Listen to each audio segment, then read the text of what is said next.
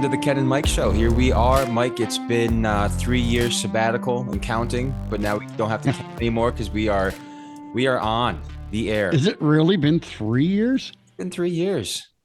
It's been Wow. 3 years. Yeah. When did we officially start? 2018, 19, 18? Yeah. So 3 years since we stopped, since we were in the studio And when in New York. and you moved out of here when? It was Oh, wait. When did you retreat down south and become a trader?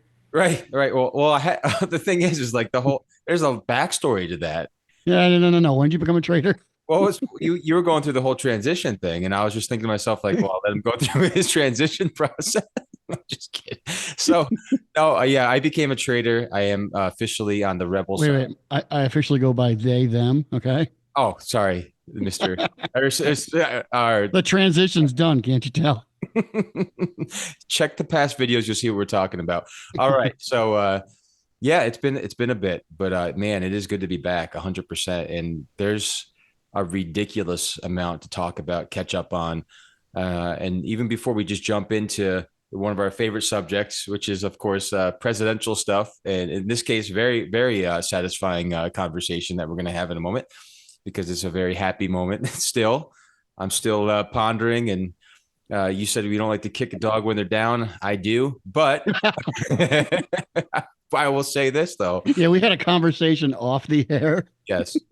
Yeah, just appropriate. And we wanted to make sure that we were going to be internet friendly. Exactly. We've been blocked before. Let's not go for a second, right? Sure have. Sure. I remember those days, and that was the day. So when we were going at it during COVID, right? We were going at it during lots of different things happening. The January 6th, all those things. We were all kind of in. You mean the armed insurrection? Yeah, that one. It was horrible, Mike. Wow. Yeah. It was just, oh my gosh. But yeah, so much to catch up on though. So we can have an armed insurrection, but they can have a what I would call a sedition, what they're going on with that shadow government. But we can get another one topic on that later.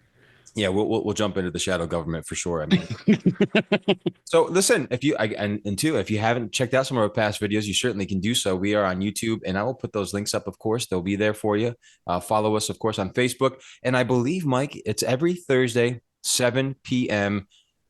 Eastern that this will be dropping. Is that correct? We're going to drop at 7 p.m. on Thursdays, right? That's right. And I believe too, we're every Thursday, every single Thursday. Yep. Every Thursday, 7 p.m. Eastern. And on top of that, you can check us on every platform available for podcasts. But of course, always check out our YouTube, check out Facebook. We'll have our videos there as well. Some people prefer watching and some people prefer listening. So we're just super glad you're tuned in, and it's so good to be back. So Mike, what have you been up to? Well, I went back into the business sector and then got back out of it. And, as you know, when you left, I was running my own business. And then I left to take on another endeavor. I was kind of coaxed out of my shop, and then decided that wasn't for me. Went back into it and went back to my own business again. So that's what I've been doing. And now doing this with you and looking forward to seeing what this comes up to. Exactly. Which is going to be much. Much is going to come forth. That's the bottom line right there. I'll speak that right out now. Yeah. So what about you? Yeah. In Tennessee, it has been a lovely, I know. I will tell you, there's a lot of things that I miss about New York. There really is. Well, there's not much to miss about New York, but people like yourself, Mike. Trader. Yeah, I know. I do miss certain things. I definitely, I don't miss the politics there. I don't miss being under that rule and all the junk that comes down from the city. But I do love the people, love the most of the people, and then I also love, of course, I love the environment there. And I don't mean that in an environmental friendly way. I mean I love the fall. I love all those seasons. But we get the seasons here in Tennessee as well. And so here I've been. They're probably really short though, aren't they, as far as winters go?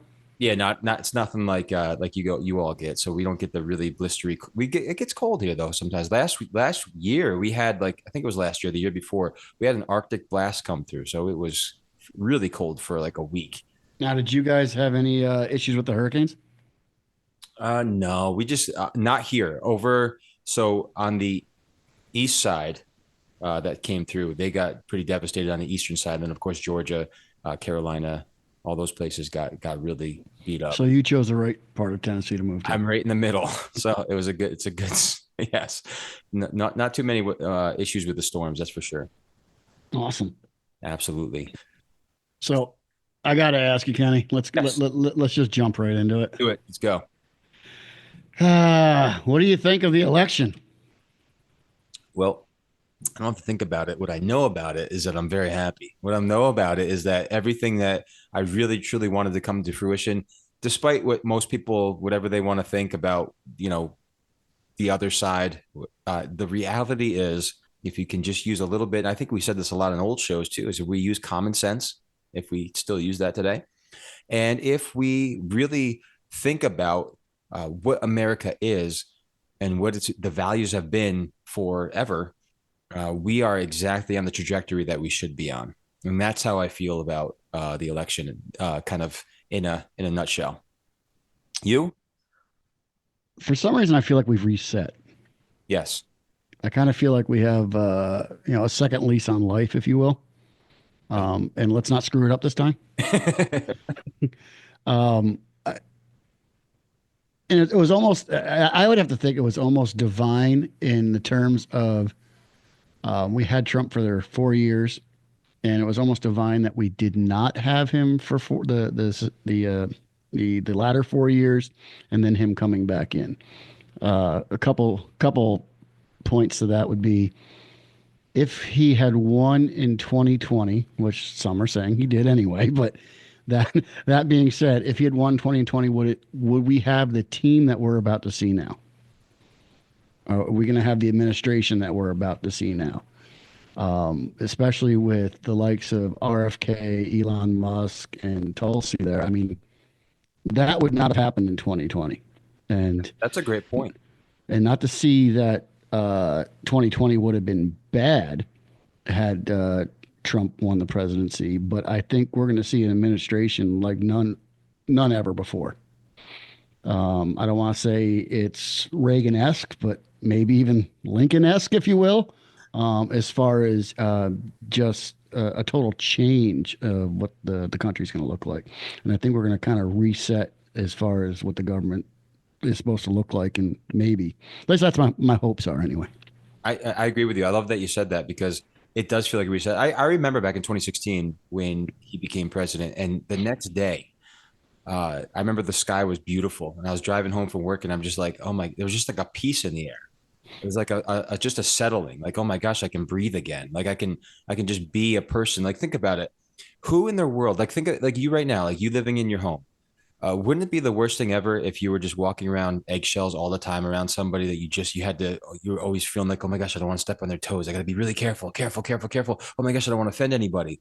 And And now, we were constantly in anxiety for the last 4 years, and exactly. that was the culture that was created. That's it right there. That's the culture that we have been in, like under submission to, essentially. And just if you say or do one thing that you don't even realize you said, or it happens. Next thing you know, everybody's blowing it out of proportion. You're some hate monger, and that the people that call out the hate are the ones who are actually being hateful. And that's the problem. So I love, like you said, you talked about the picks. I love the picks. I love hearing military men actually talk like military men. Like that's what it's for. They're there to actually protect, and it's some of the language is not what everybody likes to hear as far as like what war is all about, but that's what that is. That's what happens, and they call it like it is. And so it's things like that. And you mentioned like even Vivek and you said Tulsi, all these people. I think you're right. If we didn't have that 4 years to prep, I think it really made other people kind of come out of the quote unquote shadows and say, you know what, enough is enough. Let's get out there and actually do something. And you're right. There's like a really good team.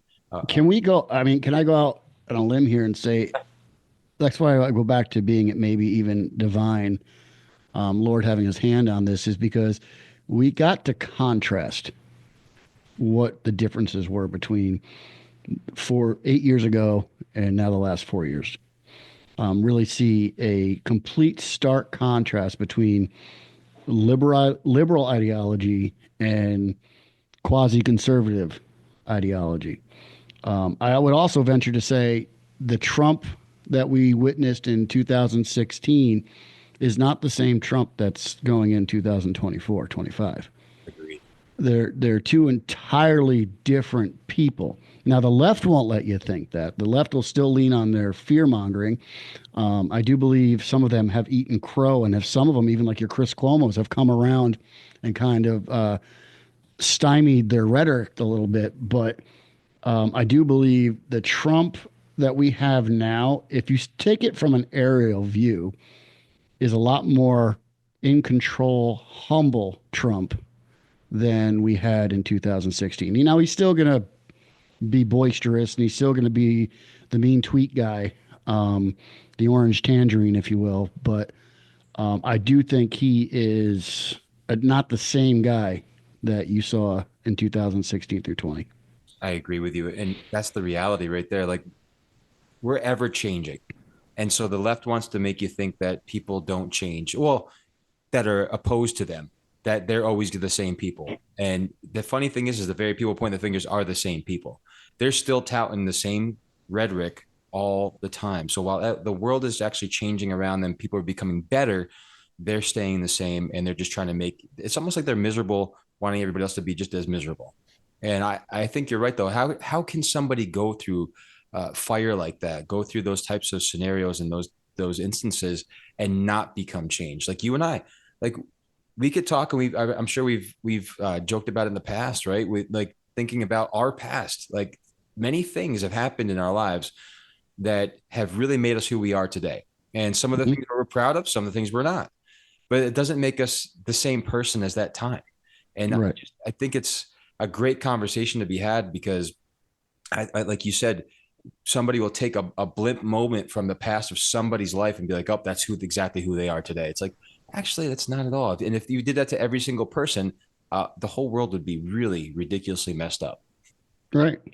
Now, let me ask you a question. Do you think the impetus of the massive change that we saw not only in the popular vote and the electoral college was people not buying the rhetoric anymore? Or do you think it is a mandate or a referendum, if you will, on the culture and telling them we want to see these changes? Or do you think it's both? I do think it's both. And you know what's funny is you mentioned that, and it made me think of back when Pelosi and every actor, Tom Hanks and everybody else sat there and said he will never be president, type of thing. And Right, right, it tells me right there that people are seriously not as brainwashed as maybe we thought. And that's I'm not trying to do disservice to people, but people really follow the media. And if right. you follow the media, you really think like, oh my gosh, this isn't going to go at all the way that we hope that it's going to go. We're doomed. But it also says to all of us is that these people that are actually on the camera constantly saying this rhetoric from the TV and in their interviews that we don't really care about, they don't dictate what actually happens in real life. And that's what aggravates me about these people. It's like sometimes just shut your mouth. The people spoke, and that's what's lovely. Like Nancy Pelosi, you don't determine the next president. None of these Right. people do, and that's what's frustrating about those kinds of people. Like oh yeah, let's get this clear. He will never become president. Trump will never become president. Well, guess what? He did. You know why? Because the people wanted him to be, not you. You don't mandate that. Well, I also think they said it from, I think they believed it when they said it. Yes, Because I think they believed they had such a firm hold and had built a system that would work to their strings and to their benefit, and they thought it was flawless.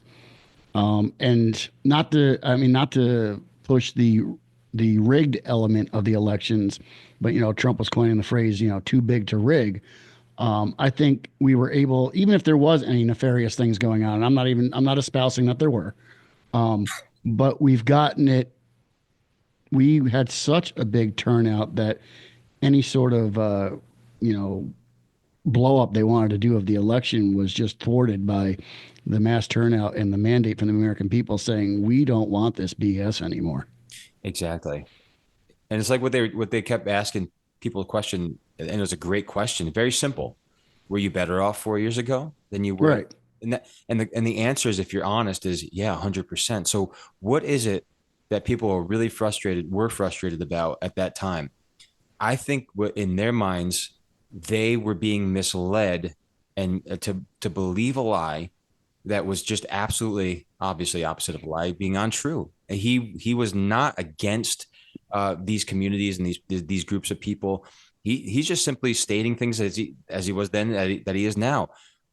Certain people shouldn't be in these types of sports, and men and Right. women should be separate. These bathrooms, these our children shouldn't be susceptible to this disgusting monstrosity of bold, you know what, of people pushing their disgusting elements, which honestly, a lot of that is just absolute child abuse.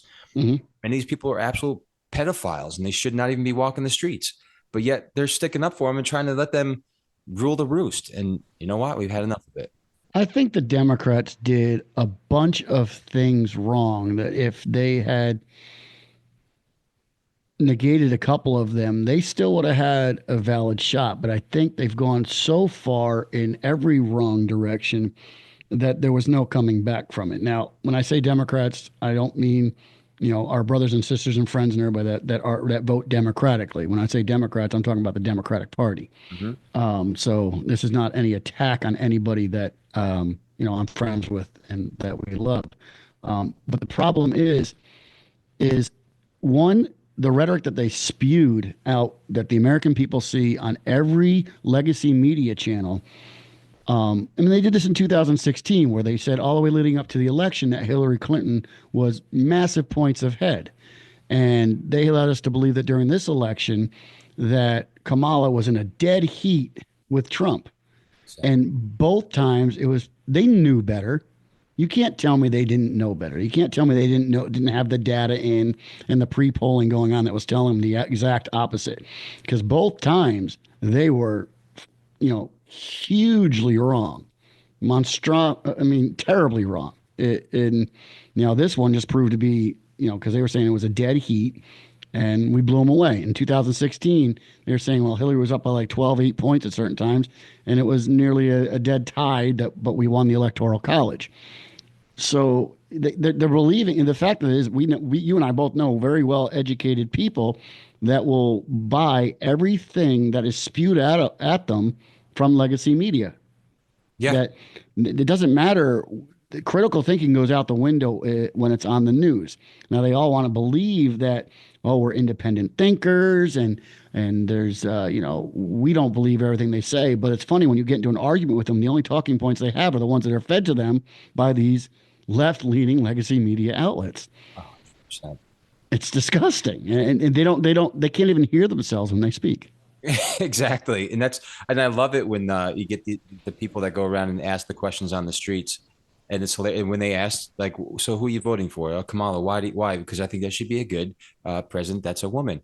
All right. So what does she have going for her? What do you think she's going to do better? And one woman actually said she's going to lower income. And the guy said, that's a good thing.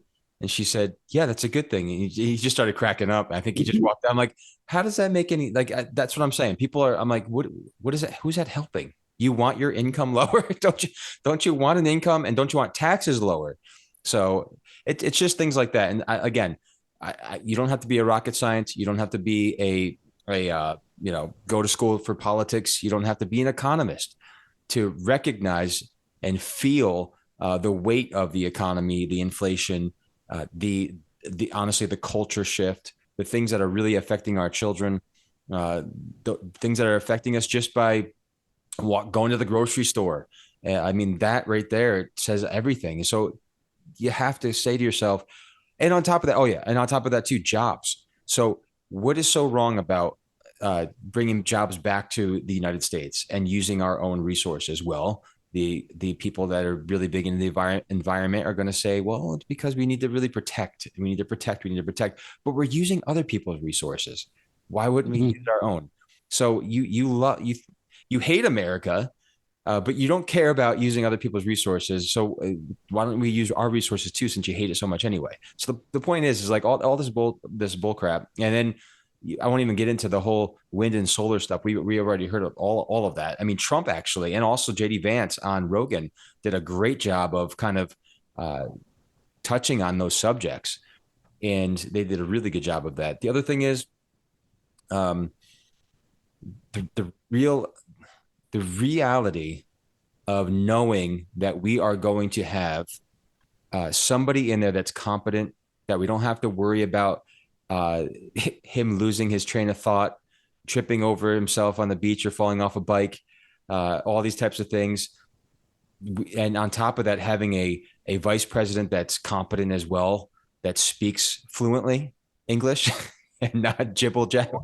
Well, I'll disagree with you on that because I don't. I mean, I'm not a Trump boy fan, if you will. I'm not fawning over the guy.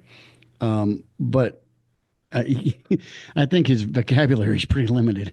No, no, I don't mean his vocabulary. I mean the competency. I mean he's Right, competency, yeah. I don't think JD he's a, you know, Vance. I don't think he's a great orator. Oh, JD Vance is amazing. I agree. Trump is off the cuff. He just kind of goes with it, and sometimes it makes sense, and sometimes it's just like, oh, okay. It's like, shut up. What's on the next channel? Let me think one point that I think this election proved to me. It's always an idea that I thought, but I think this election proved it to me was the abortion issue isn't the champion the Democrats think it is. Yeah. Yep. Um, you know, countless times the Democrats have come into office. I don't want to say countless times. There's a few times the Democrats have come into office having full power of the executive branch, the Senate, and the House, and they've had many opportunities to codify abortion, and they've never done it. Why? Because then they lose a talking point on the political trail, and they lose a weapon and to point at how bad Republicans are if they do that. This election proved to us that regardless of how extreme the rhetoric was about abortion, and even with the fact that a couple of years that Roe v. Wade got overturned, it wasn't the champion that the Democrats thought it was, because even in spite of that, people said, no, these issues are more important to me than terminating my pregnancy. Regardless of what your opinion is on it. I mean, as believers, we know what our opinion is on it and the moral ramifications of it are. But just looking at it from a worldly perspective, it is not as important to people as much as these other issues that are pressing as far as economy, the far left ideology, and things like the border. And I will say that I really, really believe that if the Democrats or if Harris took a stand on any one of those things and we had a clear policy idea from her, clear cut and stated, she may have fared a lot better in the polls than she did if she had stood on one of them. But she wouldn't stand on any of them. She wouldn't stand on the border. She couldn't, because we had 3.5 years to see how she really believed, regardless of what came out of her mouth. She didn't stand on. If she had made a stand on abortion or any sort of a limit, as opposed to just passing on the question like she did in debate, she might have gained some followers.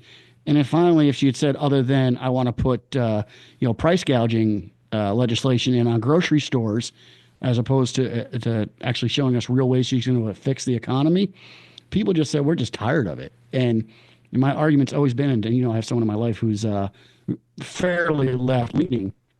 I've always said that your party or the party has been hijacked by the farthest extreme part of your party. That's only makes up 1% of the party, and you've allowed it to happen.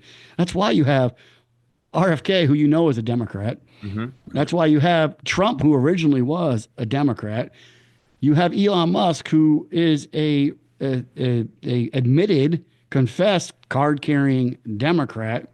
Why do you think they're all joining forces with Trump? I know 4, 5, 6, 7 years ago they did not like him. Right. But they just listen, you guys are going this far. It makes this guy look sane. And it also proves to the point that, January 6th isn't the big champion that they thought it was either.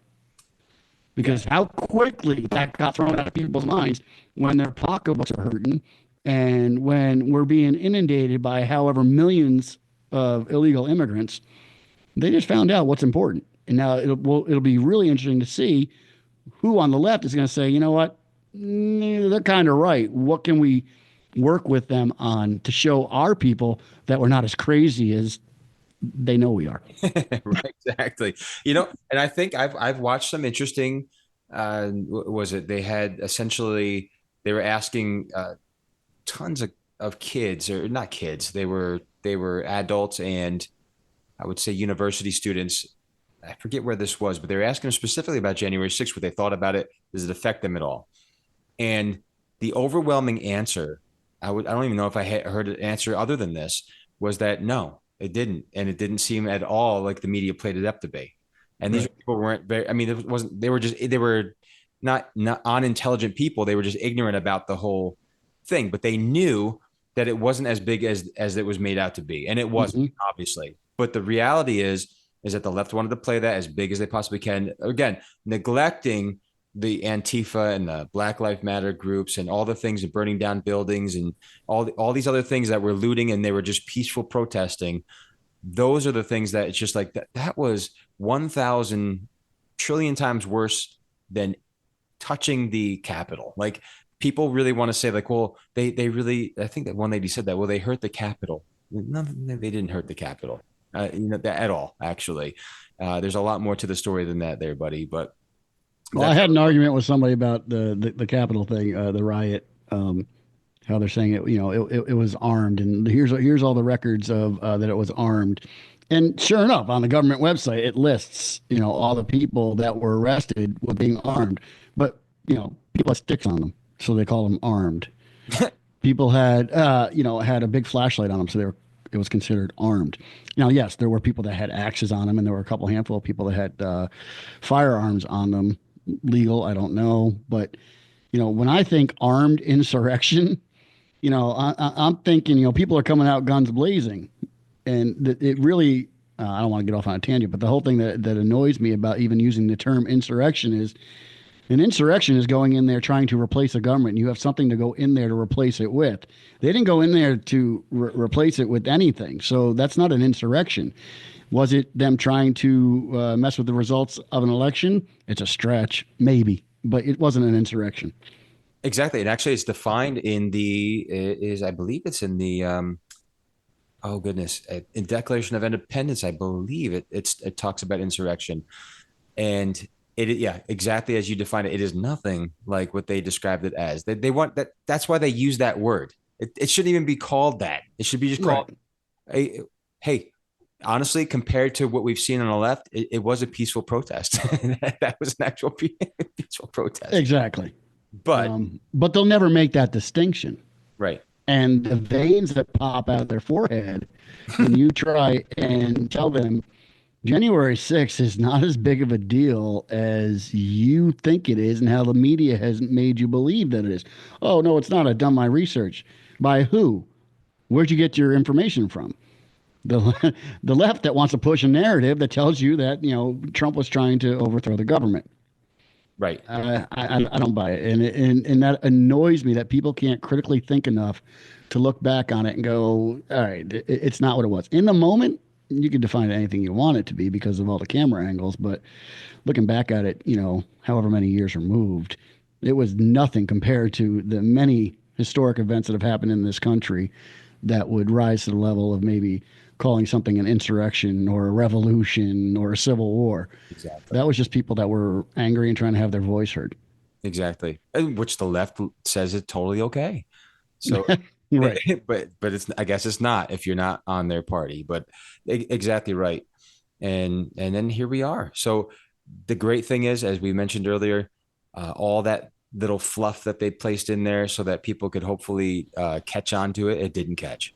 And that's Right. it's a fantastic thing. Trump is in the White House. That means Ken and Mike are out of the outhouse and back in the studio for the Ken and Mike Show. So if you want real, honest talk with a dose of entertainment, no need to look any further. Ken and Mike have you covered. Ken and Mike are returning with an all-new show, but with the same potent and highly absorbable nutritional ingredients: truth, sarcasm, wit, and humor. New episode drops every Thursday at 7 p.m. Eastern Time starting November 21st on all major platforms. So tune in and join the conversation with Ken and Mike on The Ken and Mike Show. The Ken and Mike Show is not FDA approved and is not intended to diagnose, treat, cure, or prevent any disease. Please consult your doctor and/or therapist before listening, as it may cause major side effects triggered by truth.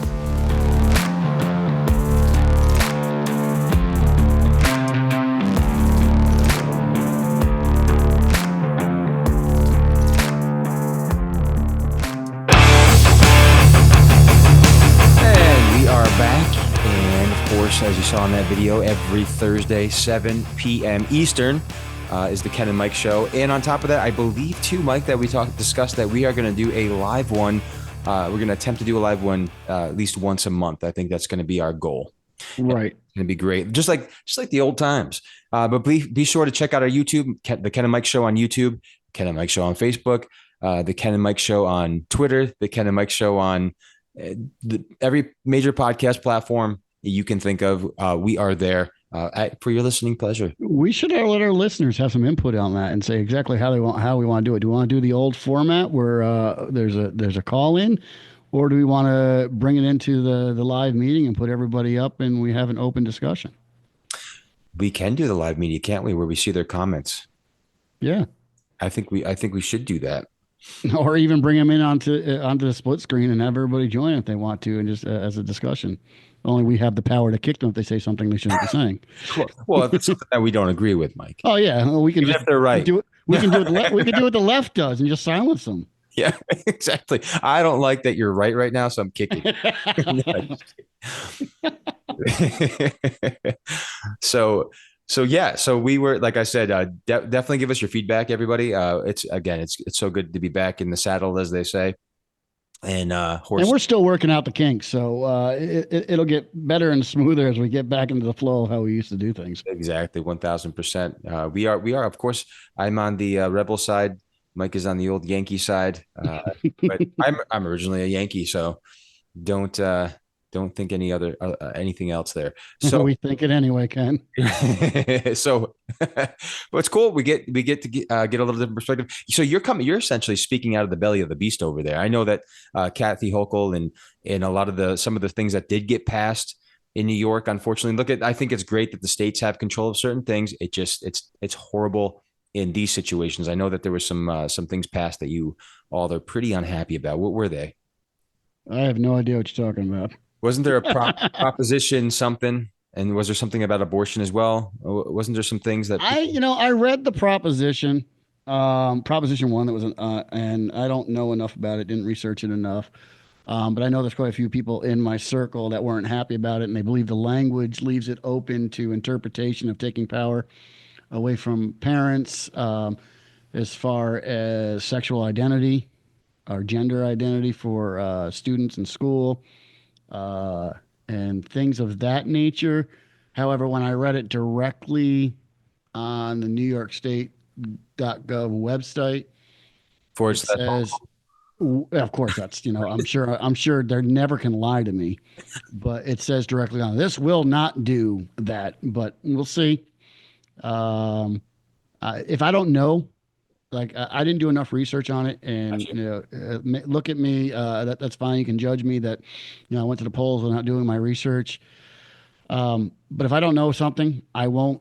I'm going to vote no anyway, until I'm able to do more research and let it come up onto a ballot again in the future. But I think it passed, didn't it? I think it did, yeah. But I will give a shout out, not that they're going to know that I gave a shout out here, but to two incredible advocates there in New York, Republican advocates. One is, you probably heard this name, is Liz Lemery Joy. She's run a couple times against what's his name there, Taco. And then, of course, Sally Hogan. You might not even know that name. She's somebody who really advocates big time. She's in. They're both in the trenches. And then that's not just those two. There's many of them out there as well. Yeah, she's very active in the Republican community. I know I have her on social media. Yes. I know she ran for something a couple of years ago. You're thinking of Sally? Sally, yeah. Yes, big time. She did, and she actually came into my shop 3 years ago, 3 years ago. Who just came out of jail? Which conservative just came out of jail? He was there for 6 months. What's his face there? Me? No. Maybe. talk show. Oh goodness, Breitbart. What was his name there? I can't think of his name right now. Oh, really? Bannon? Yes. No. Was What it Bannon? did he have a show? Yeah, I believe it was because she was on his show at one point years ago. Oh, did he? I didn't know he was out. Yeah, See, I got now that we're back into this, I got to get caught up. I think I did myself a good service though. That's one thing to tell the listeners. I mean, I cut myself off from media for quite a while. that's not a bad thing at all. I just because it was all I was chewing on for a very long time, and knowing what heart it's coming from, if any heart at all. You go the belly of the beast that it's coming from, and having you being inundated with that all the time and following it all the time, it was draining the life out of me. Yeah. I had to shut it up, and I got into just playing video games with my son for the longest time, and Which just game? turned off the media. What's that? What games? Oh, we were playing Call of Duty. That's great. Him and I would get on every night, and we'd spend 2, 3 hours, before after homework and all that stuff was done, and we'd play Call of Duty or Madden football or something like that, and just I wasn't turning to my usual news channels that I used to watch just to feed myself. It was always I'll say something. I had to have I went through withdrawal for a while too. It's like you gotta feed yourself that insanity. Well, I gotta tell you. So I'll make a bold statement. I would say sometimes playing video games, right? This is a bold statement now, is more productive than media. So because you're actually doing something and you're socializing. So Yeah, it is. I mean, I always laugh at the video game generation because they don't get out and do anything. But I mean, as far as my children go, it's almost bonding. yeah, And you get you razz each other. His friends get on, and we get on the microphone, and here him and all his friends are playing with Noah and his dad Call of Duty, and it's hilarious. And you build a bond with them, and believe it or not, you can speak into their lives through that microphone and just talk and when you say something, you hear them say something they shouldn't say, you can, lovingly correct them, and you build a relationship that way. And it's yeah, on Call of Duty. well, we play a lot of Emery plays a little bit, but we all play Fortnite. That's like kind of our thing. But same thing. A lot of these youngsters. So my little buddy, my youngest sons, some of his little dudes that he goes to school with. And we're like, that's your dad? Oh, I played Fortnite with him. So we all played. I'm not. I that can't great. get into Fortnite, man. I mean, I'm terrible at Call of Duty. I'd probably, be. I don't know what's worse than terrible at Fortnite, but that would be me. Well, we'd be on the same team. Don't worry. my son carries me through every game. Yeah, that's how Emery is. But he gets sick of me. He's like, he's done. He's like, Dad, I can't. I'm done. You're making me look bad. So I play with Arden. It's so humbling too. Yeah, it is. I thought I used to be good at that kind of stuff. I am not. No, and it's funny how because I remember my parents back in the day. You had to program the VCR for them, or you had to fix the remote for them, or program the thermostat. Now it's and I me, I consider myself very tech savvy. I mean, I was an IT guy for quite a while, and now it's like some of the stuff I give the controller to Noah here, fix my Call of Duty settings. I don't know what I'm doing. Exactly. I know. Have I become that much of an idiot? Say the same thing because I thought I was pretty savvy until some of this stuff, and I'm just like, I don't even know anymore. I'm done. But and it's funny because you'll watch him do the settings. He has the controller behind his back, and he's just walking back and forth, changing things, and it's like. And I thought for a while, I'm like, my settings on my controller are incorrect because I'm not doing very good. And then my son will use he's like, give me your controller, I'll try him out. And he's just got blasting everybody. I'm like, yeah, it's just me. It's just no settings to help. Yeah, it's me. I suck. But you mentioned Belly of the Beast, and it reminds me of Ted Flint, of course. Ted Flint being on the Pac-Man podcast, the Pac-Man show, who's every Wednesday. Essentially, what's great about that is he talks about the legislature, and every time because he works at the legislature, and of course he does the podcast. He also works for WGY now too. So the thing is, yeah. But he said every time you talk to him, he's like, whenever he does something from there, he's like, oh, in the belly of the beast, being in the legislature, and he essentially right there in Albany, New York. There is, but what would you say, Mike? Thinking of because look at the reality is in Tennessee, yes, we have red and blue. However, politic-wise, school-wise, things lean more conservative. New York, though, they do in certain aspects. But what's your feeling altogether on? Is there any shift? Anything changed a little bit at all as far as I don't know, conservatism or this I election? think the people have. Okay, Um, I think we're seeing a generation of, uh, screw the man type attitude little coming up. rebellion. Yeah. Yeah. As far as I see it in my kids, and I see it in the people that hang out with, and I think they lean more conservative now than even when I was growing up. Because I mean, shoot, when I was growing up in school, I considered myself a liberal. Um, Really? yeah. With anything anti what my parents were doing, of course, and they were conservative. And what was it Churchill that said that when a youth you're not a liberal, you have no heart. When you're older, if you're not conservative, you have no brain. Yep, And it is. and I think that's kind of like me. At some point in my life, I made a switch. I don't know if it was when I came to the Lord or what, but I made a switch. I'm seeing now with my kids that they're picking up on the nonsense well before I would have. And they're just seeing it as black and white. No, that's just wrong. I can't give you an articulated reason why it's wrong, but I can just tell you it's wrong. And that's the way they're doing that is not right, or the way these people are pushing whatever. I mean, even in school, and then they pick up things that some of the teachers are saying, they can come home and say that is just not right. It just makes no sense. And I think we're seeing that change in the culture here in the state. Not so much in the legislature, not so much in politics, because as far as the state goes that way, I think we're going to be blue for a very long time. That might change as far as the populace goes, though, because if you look at the county maps drawn out for at least there in this last election, most of New York State was red except for your dense areas. And who was it that made the? I don't know who made the example, but I heard someone say, I forgot his name. It's one of the UFC guys. He said it's kind of funny if you look at the map, all the places that had voter ID are the ones that are blue, or no voter ID were the ones that were blue. Oh, it wasn't Dana White, was it? Yeah, Dana White. Yeah, he's the one to say. I'd like to see how that would pan out if these places actually had IDs, Yeah. and how much the color really would have All that map. changed Mhm. in some of these dense areas. So you So say you say dense areas. Does that make the people in them dense? yes, I thought that went without saying, Ken. Just gonna put me on the hook for it. Fine. I have to agree with you there as far as the I wouldn't not a culture shift really, but I think it has to do with of course the environment that our kiddos are in.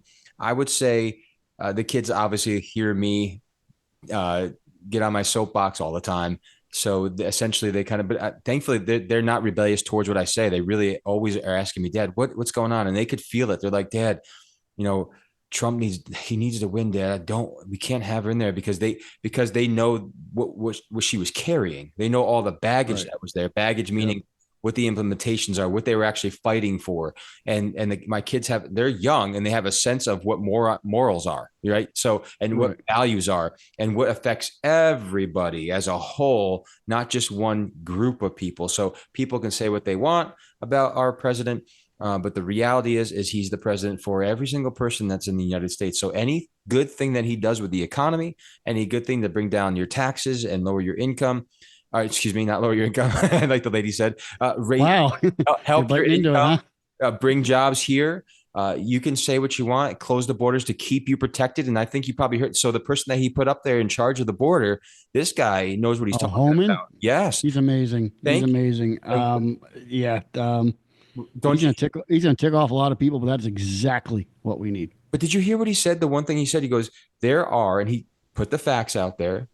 He said that there are kids out there that have come in illegally that are being sex trafficked, that are Hmm. being used and abused. We are going to find them and we are going to save them. That's Right. the difference. And when Trump was in office last time, people don't talk about this enough. But what's one thing he was really doing very well? He was a very huge advocate in stopping sex trafficking. And Right. that's exactly what's happening now. That needs to be addressed because look at these kids are vulnerable, and nobody's faulting them. What we're faulting is our administration for allowing it, and then of course inviting them in. And people would say, "Oh, things have gone down," and no, they have not. There's so much crime because we have. I mean, I don't even put the statistics out there, but there are too many murderers and everything else that have come from jail, from psychiatric wards. So when you hear these things come out of his mouth, people go like, "Oh my gosh, he's just speaking ill of these people." No, he's not. He's actually telling you exactly what it's like happening, and he wants to make sure that we are safe. It's not good for us. And if we don't have, and we've said this a million times in our old shows, is that if our own house is not in order, we are not anything to anybody else.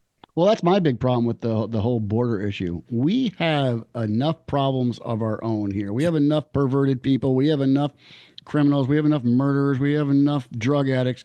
We don't need yours too. Exactly. I mean, let's take care of ours. And you can call us, well, it's not racist, but you can call us nationalists if you want. I think one of the big things that a lot of the left is trumpeting now is they're saying, us voting for Trump was us voting against women. No, I'm voting for women for, by closing our borders so we don't have the cases like you have there with that. You heard about that Laken Riley girl that got murdered by the illegals? Yes, I have. Yeah, I mean, my vote was for that stuff not to happen. Exactly. They're trumpeting this. We're not protecting women with the voting for Trump. Voting for Trump, you're against women's rights. No, I'm protecting my little girl for being able to go out onto the streets and not have to deal with the base people that are coming across the border unchecked, who are violently raping them and putting us in a situation we don't need to be if we just close the border. Exactly. And like I said, we have enough of that here that we don't need to invite them as well.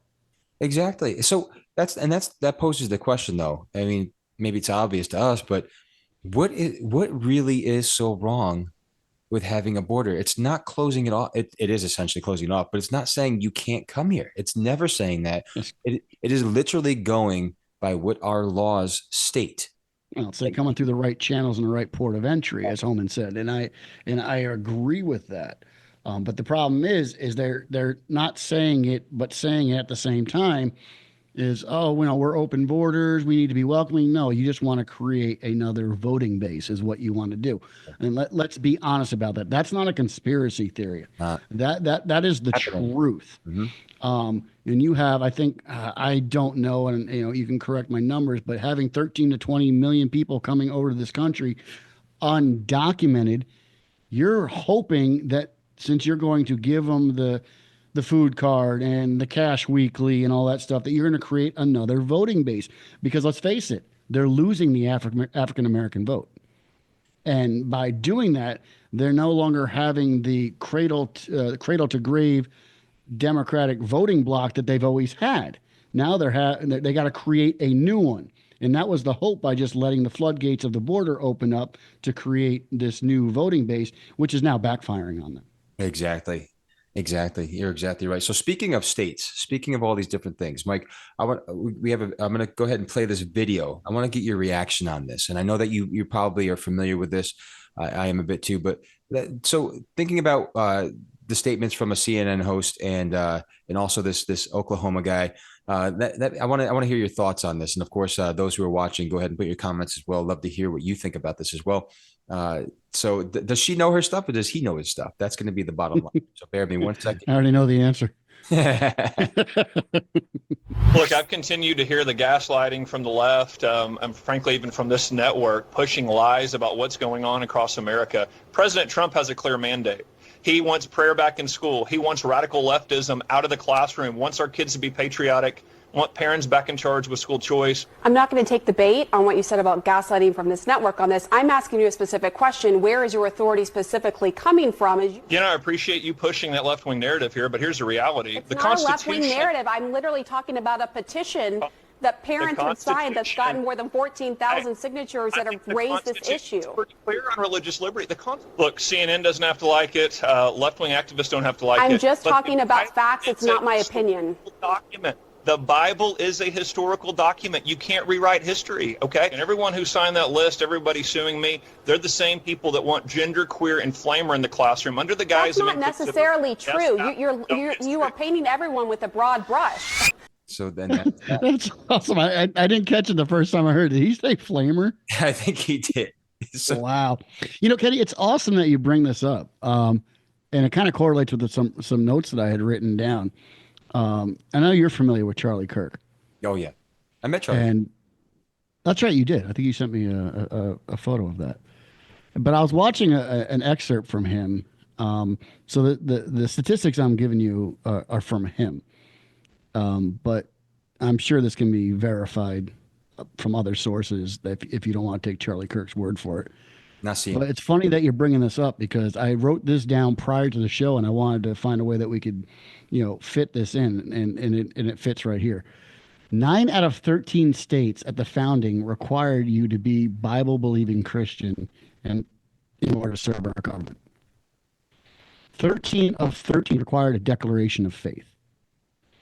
Almost all the founding state constitutions had a direct declaration of faith in Jesus Christ as a requirement. Most of our founding laws were taken right out of Scripture, and he references a litany of Deuteronomy scriptures. Our government was built for a people that believed in Christ. And he goes on to say, we have a Christian government, but no longer have a Christian people. So it's incompatible. Yeah. And that's the point that we're trying to make with the left is every time we bring up prayer in schools like that video said, or anything that relates back to faith. I mean, they want to try and bring up the argument of separation of church and state, which doesn't exist. But they want to constantly rebuff that. But if they have any inkling of history that of how this nation was founded and what this nation's principles were based upon, they wouldn't have a leg to stand on, and they need to stop spewing this stuff through legacy media. The bottom line is you can't have liberty without a Bible-believing population. There you go. Wow. Exactly. That's a great statement.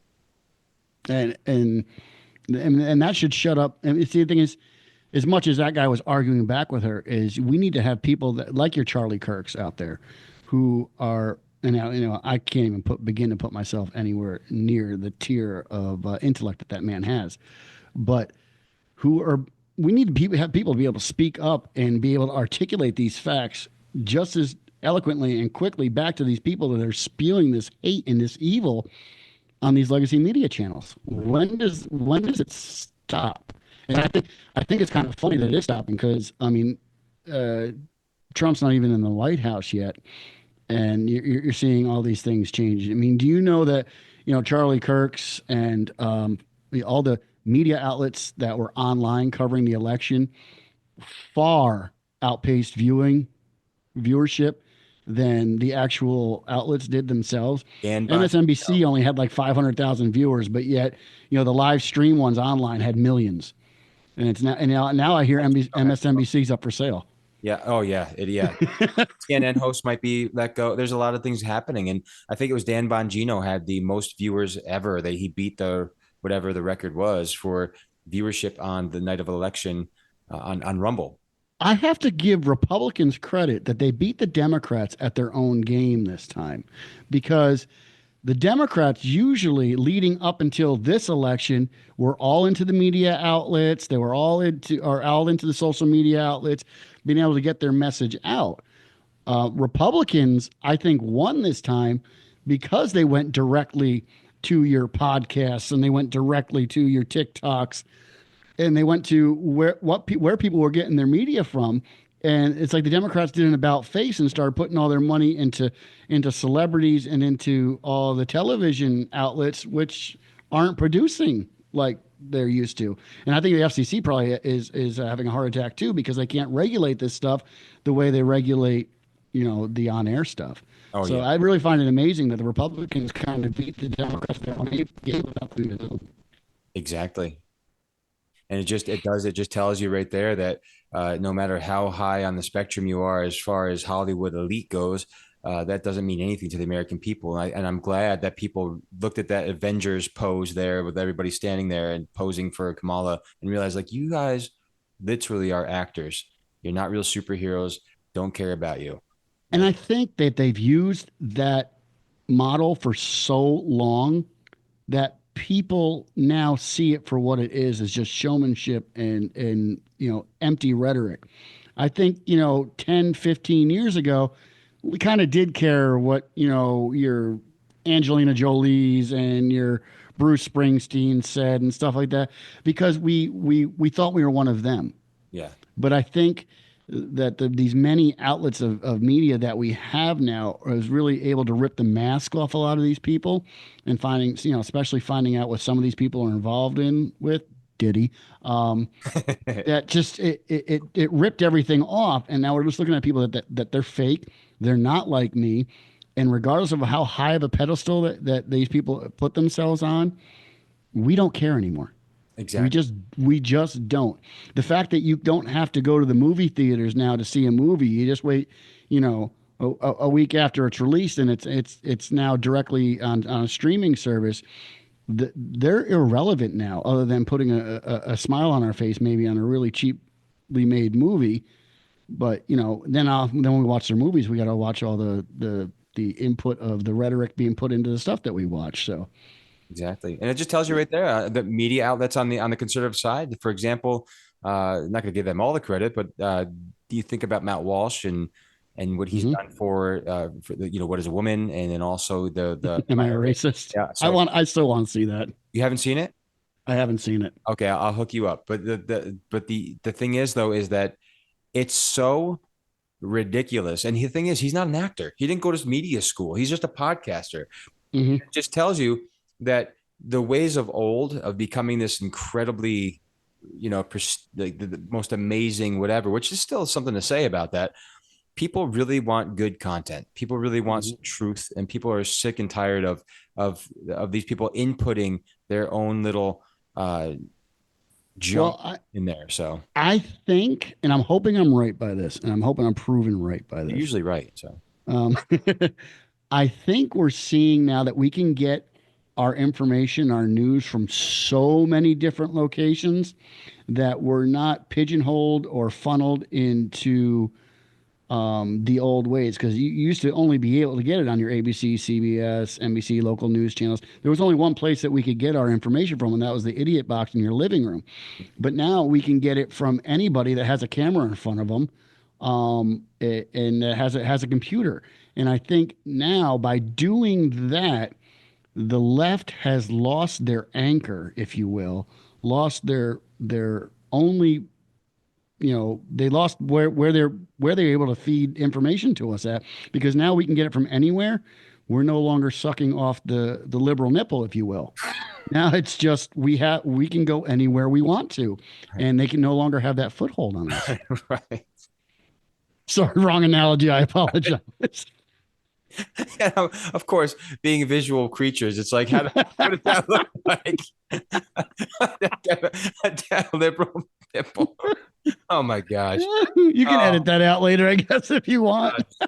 so anyway, yeah, no, that's a really good point. That's an absolutely excellent point. They have, and it's interesting too. Thinking about anchors, people are going back to the root, and I think the root really, some people don't even realize this, is always has always been Jesus Christ. It really is. Hmm. They're rooting and grounding themselves there because it is a safe spot. They're realizing, as we talked about, people, things, economy, politics, the people in politics are not a safe place. So, but when you have people that are in there that you know are on in line with those same morals and the same beliefs, and are they're rooted in the same thing, it doesn't make them perfect. It makes us all imperfect, but they're still in the same trajectory, going in the direction that we need to go, actually. So yeah, these 4 years are definitely a grace period. That is for sure. Yeah. We will see what happens. And now I think Trump needs to be careful, and I think us as conservatives need to be careful that we're humble in our victory here. Yeah. That we don't become like what we make fun of in terms of, being arrogant, cocky. And yes, this is a referendum. Yes, this is an indictment on the Democratic Party. But we as conservatives don't get so full of ourselves that, we start alienating those people because they vote differently than we do or they think differently than we do. It's an opportunity now to use this platform to kind of or this opportunity that we've got here to show them that we're not who they think we are, and that we can lovingly, hopefully, convince them to come over to the dark side over here, if you will, Yep. which I think it's really the side of light, but to them it's the dark side, and demonstrate to them that Trump's not going to cause World War III. We don't play identity politics, and that regardless of what your teacher tells you, you weren't dealt a hard hand because you're white in this country. Exactly. So that we need to convince the other side that we're not the enemy and we are your neighbor, and that I think we have an opportunity here to take this victory with some grace and without being so arrogant about it. Which if it went the other way, I think we'd be in a lot of trouble. Exactly. And like you said, the biggest thing is when people are growing, when they're doing something that's going to affect them in a great way, and the people around them, we're their biggest cheerleaders, no matter who they are. It's like, hey, that's awesome. Let's build that thing. That's the reality. That's what America is. It's not putting other people down, stepping on them, and making them feel horrible because we want to be the big thing, or we want the money. I do, man, don't get me wrong. I do want the money, but I will say Sorry, that my daughter's in here and she's coughing. I'm wondering if you guys hear it on the microphone. it didn't hear it. Didn't hear it. No, Still good. All right. coughing. Okay. But I, what's great though is, well, when you look at it, it's sad. No, don't get me wrong. I definitely chuckle at a lot of these videos and these TikTok videos of these people screaming and crying and doing their thing. But it really is sad at the same time because they have been so brainwashed Right. to thinking something that's just so out of touch with reality that here. Oh no, I'll correct what I say. If I see any of that, no, I'm going to make fun of that. No, I'm going to make fun of that because being mentally unstable, we got to call that out. Yeah. Okay. We got to call that out. If you've gotten to the point where this election has caused you, the outcome of this election has caused you to go out in the streets and start screaming and shaving your head, Yeah. that's mental illness, and I don't care if we get silenced for that. It is. That's mental illness. That's obnoxious. Well, did you hear? We're gonna shave our heads because we don't like the outcome of an election. Or not And we're just gonna shake your heads. Well, I know we're No, I'm also going saying- to withhold any sort of sexual encounters and intimacy with white men. Right.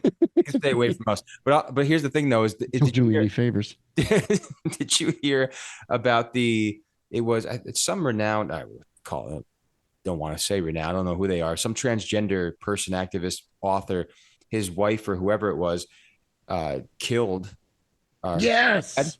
with a pickaxe because Yes. he's so upset about Trump's. That's what we're saying.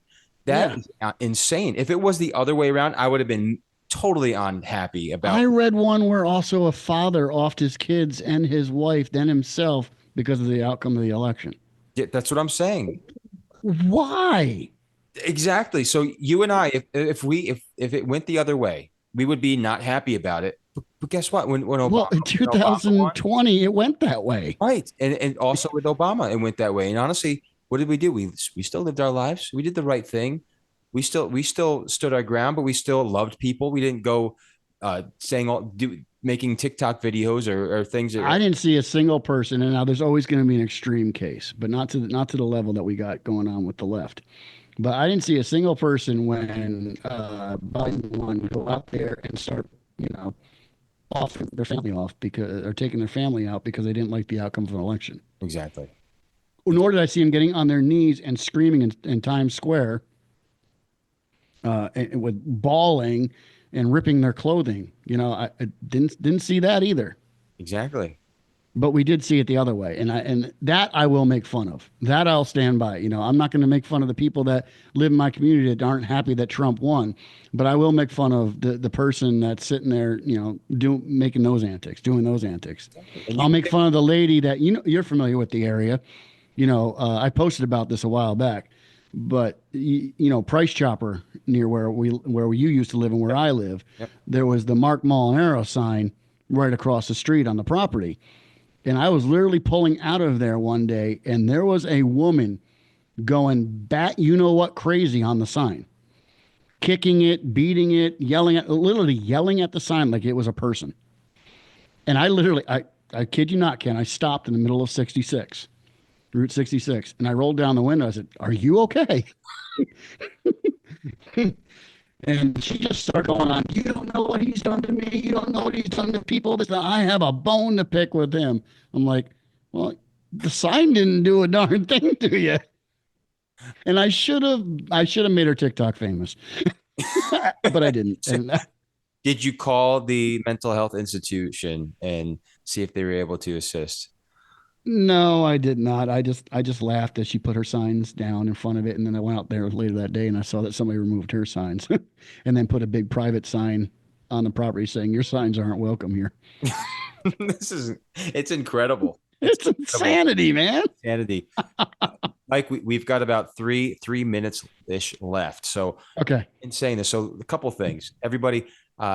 There's so much to talk about. We literally dove in today. This is our first show back. Ken and Mike show is back on the air, so to speak. Super happy to be here. Thank you so much for tuning in. Before we close out, though, we have a couple of things to say. But I do want to tell you again, go to our YouTube channel, Ken and Mike Show. We've got so many great past videos. People like Brigitte Gabriel. We had We had Sam Sorbo on. We had David Horowitz on. We had a lot of great interviews. So we had a scientist on. I can't think of his name at the time at this moment, but he was great. We had some really great interviews. There'll be more to come on all of that kind of stuff, but check out some of those. We had some really wonderful conversations, and they're so timely today. I go back and I've seen when they pop back up on the feed, I'm like, oh my gosh. And I listen to the conversation. I'm like, holy moly. Like, it's just it's crazy. So check those out. Facebook, give us a like, give us a follow. Subscribe to the YouTube channel, ring that bell, hit that bell, not ring it, hit it, whatever you got to do there. And then, please. But Mike, any final words before we close out the Ken and Mike show? Yes, we won. That's exactly. We the people won. That's right. We the people. That's exactly right. Yes. Yep, that's right. And if you want one of these, contact me. I'll make you one. Yes. Yeah, absolutely. So folks, thank you so much for tuning in today. We will be back again every Thursday, same time, same place. The Ken and Mike Show on Facebook, Ken and Mike Show on YouTube. And I think we're going to be eventually going to be on those other platforms as well. As far as podcasts go, we are on all the major podcast platforms. But we are so glad you tuned in. We are so happy to be back. Glad to be back. Good to see you again, Ken. You too, Mike. But take care, and we will see you back on Thursday. God bless.